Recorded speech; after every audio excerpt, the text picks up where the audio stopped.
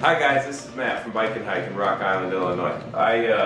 Here today to review my Giant TCR Advanced Pro 1. I purchased this back in 2017.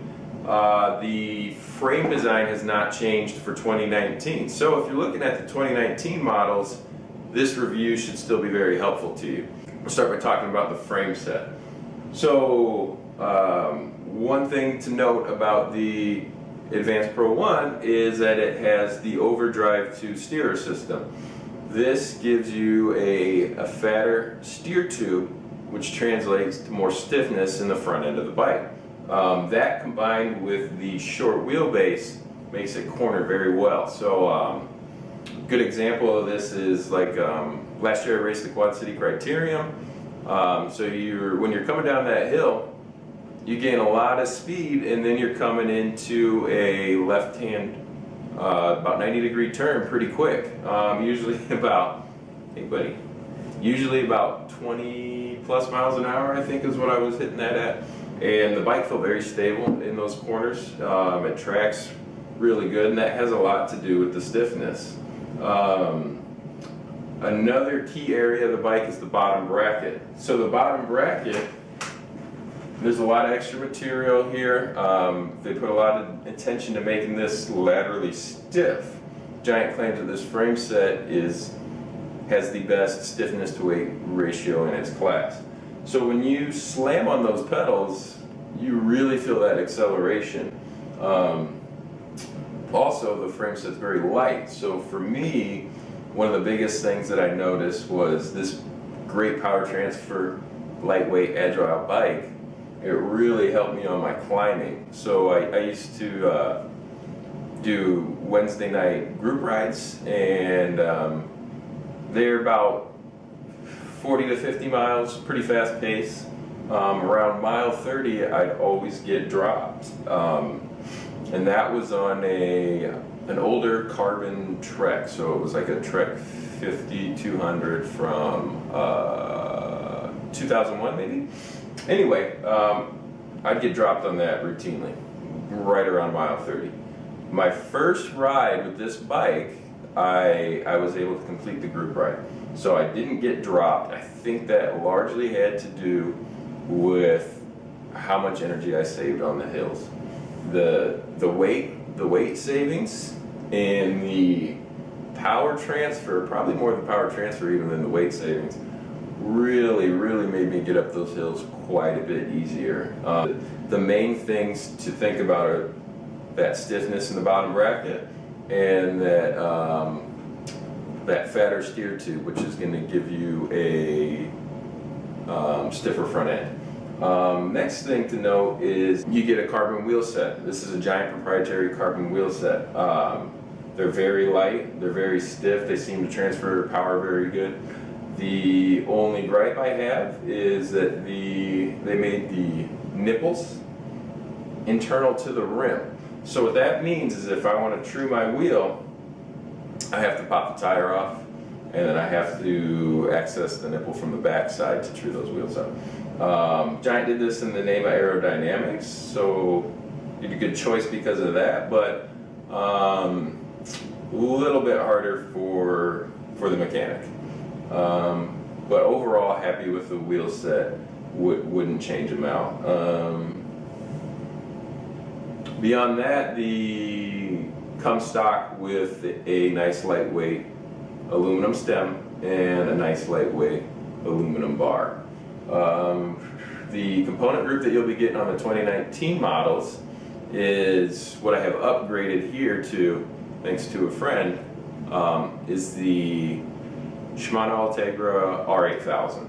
So that's going to include the shifters, the front derailleur, rear derailleur, crankset, cassette, and brake set. If you're watching this video, you probably already know about the reputation of Ultegra. It's really good stuff, way cheaper than Dura Ace for grams heavier. Yeah, so let's move on to the things that I've changed out over time, so you can know the difference between what you're getting out of the box and what I have here. A lot of the things that I replaced after I wore out the original stuff, which performed very well.